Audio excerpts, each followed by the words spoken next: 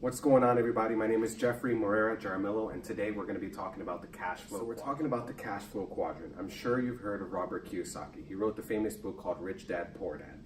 Now, to recap the book really quickly, Robert had a dad, which was his rich dad and his poor dad. He called his actual dad Poor Dad and his friend's dad Rich Dad. His friend's dad would always tell him, invest, put your money in businesses, make sure you become successful in life. And his real dad would say, hey, just go to school, get a job, and make sure you retire one day. And so Robert decided to listen to his friend's dad, Rich Dad, and became a multimillionaire through real estate and writing books. And in one of those books that he wrote, it was called the Cash Flow Quadrant. And when I was taught this book, or when I read this book when I was younger, the Cash Flow Quadrant, it really changed my life because it helped me understand that there are different ways to make money in the world that we live in today. So we're gonna hop into that and talk about the Cash Flow Quadrants.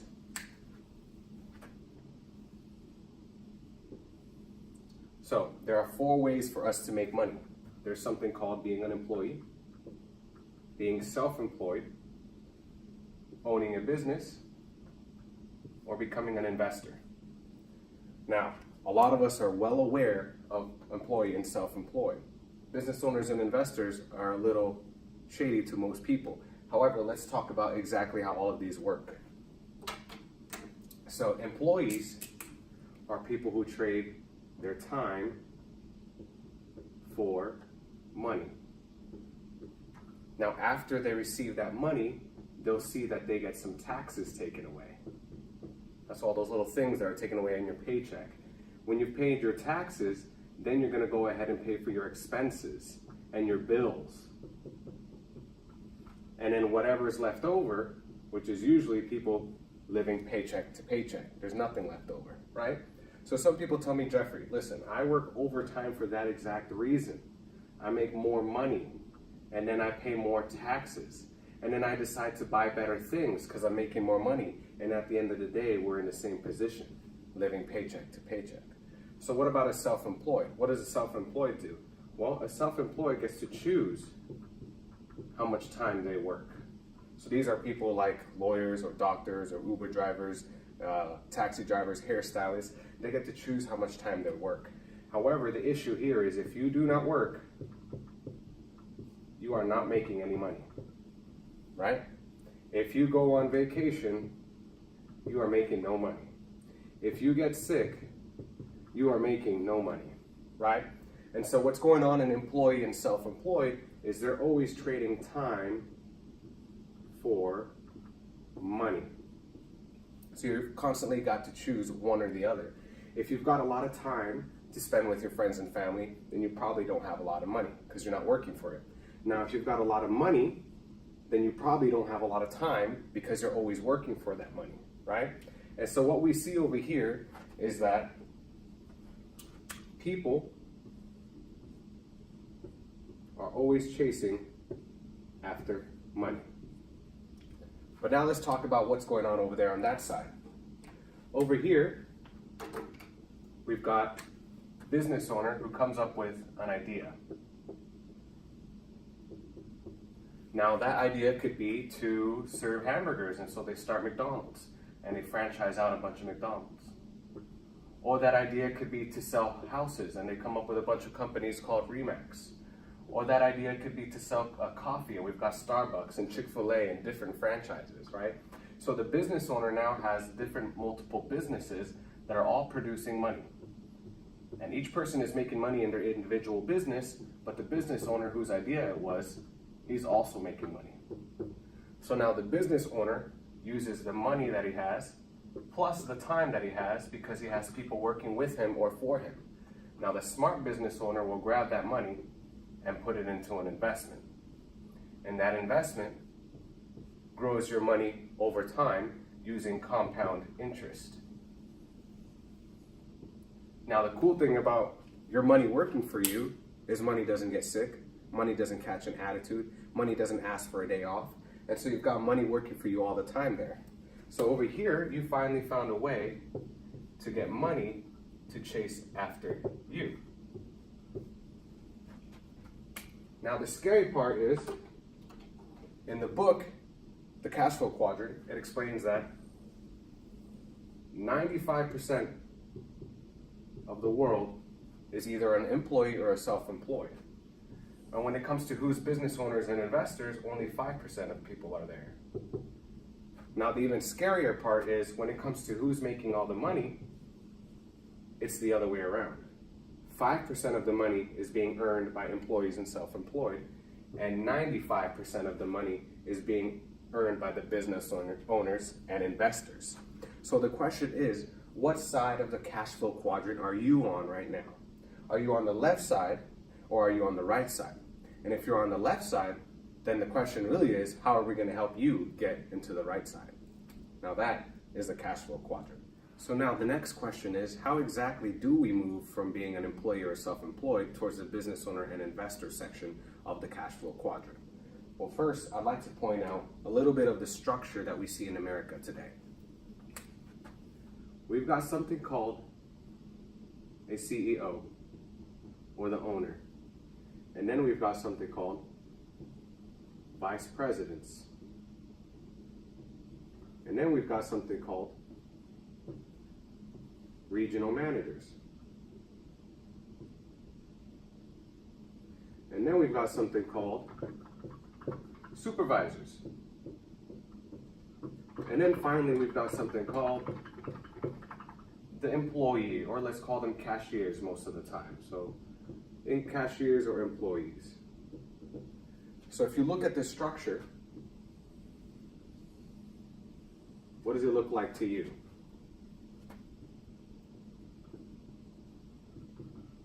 A pyramid, right?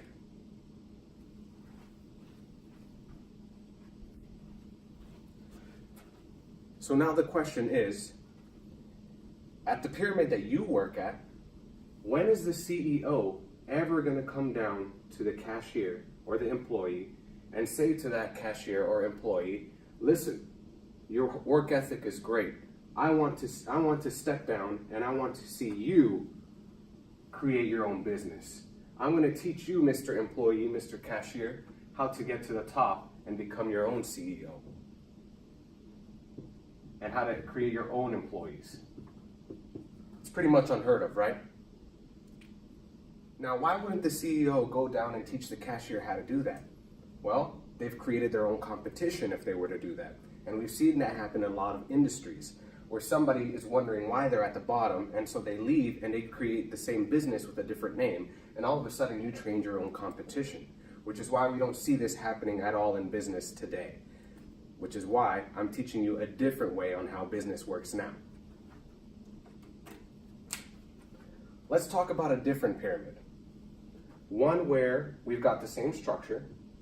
There's a CEO, there's executive directors, there's senior directors, there's senior associates, and then there's associates in training.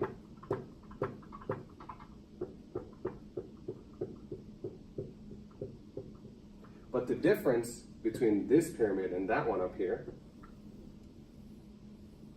is in this one, the CEO actually goes out of their way to go down to the person down here and say, hey, associate, I'd like to teach you how to build your own business.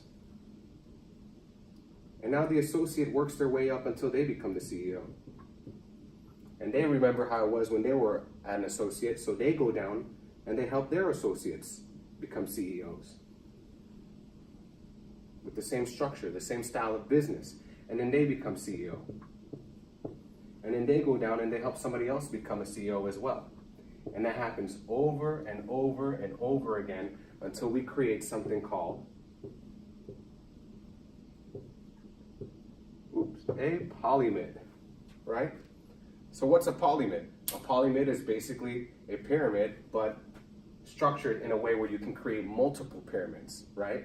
And so in one, it seems that we're always going to be stuck at the bottom because this person doesn't want to create competition. In the other one, we've got the person saying, yes, I would love to teach you how to create the business because I have vested interest in your business. I want to make sure you grow as big as possible. I want to make sure that we open as many polymids as possible. Now listen, don't ever say that nobody taught you how to become a very successful business owner, because I'm going to teach you right now in 6 steps how you can create your own business that is going to continue growing forever with or without you. So here we go. Step 1, create a list. A list of people that you'd like to contact, which is step 2.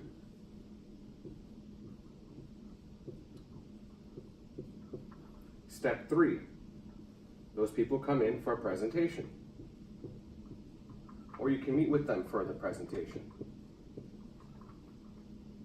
Step 4, once they see that presentation, they decide whether they want to become a client of your company or they would like to become business partners. They want to open up one of your franchises. They also want to be in this with you, right? Now let's veer off here really quickly. Let's say that this person decides that they want to be a client. Well, then what we do is we do something called a financial needs analysis for them, or whatever style of business you're doing. In ours, it would be a financial needs analysis. We help them become a client. We help them figure their things out, how money works. And then afterwards, we ask them for referrals. Those referrals go on a list. That list, we contact them. We do a presentation for the person on that list. Should they decide to become a client, then we do a financial needs analysis for them. We help them out with their money, and then they become a client. We ask them for referrals. We put the referral on a list, and we call that list. They come in for a presentation. If they decide to become a business partner, then we take them to the next step. If they decide to become a business partner, then we do something called their fast start. Fast start means we're getting them started as quickly as possible to understand the knowledge on how to run their own business. We're giving them a system manual. We're giving them the tools, the mentorship, the leadership, the training to be able to start quickly and become successful in business. And finally, step 6 would be duplication.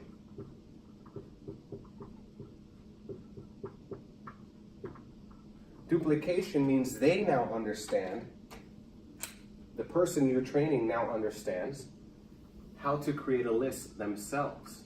They know how to contact that list. They know how to present to that list. And if that person becomes a business partner, then they know how to fast start that person. And when that person becomes duplicated, then they know how to create their own list. They know how to contact it, present it, get a business partner, fast start that business partner, and then duplicate themselves onto that business partner as well. And these 6 steps is the 6 steps to financial freedom. Who's going to go on my list? So there's 3 different people that we can put on that list. We've got friends and family. Think about you opening up your brand new restaurant. Who's the first people you want to come out and try your food? Who's the first people you want to invite to come see the environment? That would be your friends and family. Secondly, you can do something called friendship farming.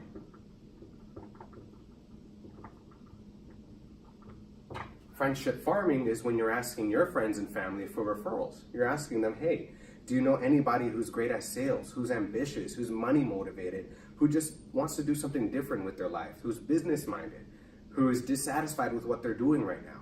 And then they'll give you a number, they'll give you a referral, they'll give you a friend of theirs that you can contact. And then lastly, you can do something called prospect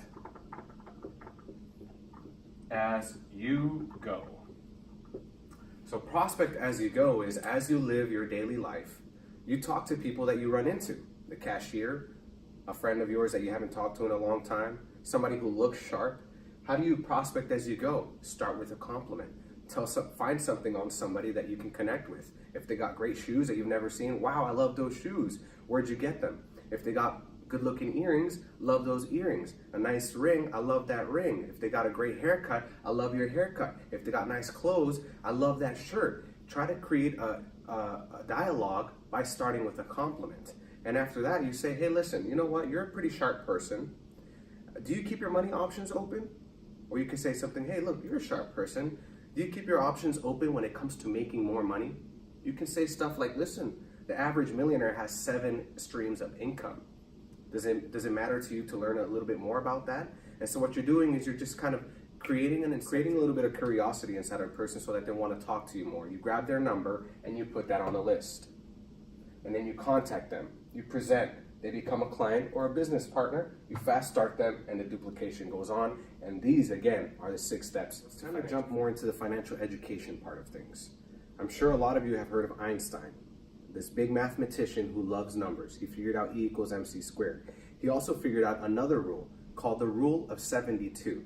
Now, this is a mathematical rule that tells you how long it takes for your money to compound. So Einstein said compound interest is the 8th wonder of the world. He was obsessed with it. And so he figured out a calculation to be able to calculate how long it would take, number 1 to become 2, 2 to become 4, 4 to become 8, 8 to become 16, and so on and so on and so on. You double that 20 times and it equals 1,000,000, like that. And so if I want to figure out how to compound my money, if I want to figure out how compound interest works, it's one very simple rule called the rule of 72. The way it works is you grab the number 72 and you divide it by whatever interest rate you're earning, and that equals how long it takes for your money to duplicate, right? And so if we search what the average bank account savings rate is at the moment, a lot of people are a little bit confused and they say 2 or 3%, but you can Google it or you can go ask your local bank what is it they're paying. I bet you it's less than 1%. But for the sake of easy math, let's say that you're getting paid 1%. 72 divided by 1 equals 72. So that means it takes 72 years for your money to double inside of a 1% savings account interest rate, right? So if I've got $1,000, it'll take me 72 years to see that $1,000 become $2,000. Then the question is, how do I duplicate my money faster? Well, what if I found an account that's paying 10%? 72 divided by 10 now equals 7.2 years. So now my money is doubling every 7.2 years versus doubling every 72 years. So I don't know about you, but I'd rather have my money in a higher interest rate so that I could utilize the law of compound interest for me and not against me. And what do I mean by not using it against me? Well, what if I offered you an account that paid 30%? You would say, wow, my money would double so much quicker at a 30% interest rate. Well, guess what? There is an account that pays 30%, and it's called a credit card. However, it's working against you and not for you. So see how important it is to be well educated on finance? We're going to talk about how the stock market works. I'm sure you've all seen this before.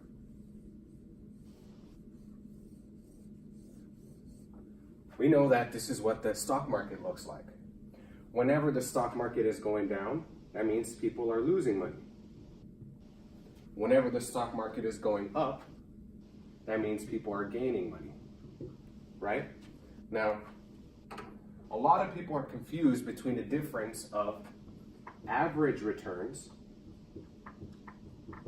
and actual returns.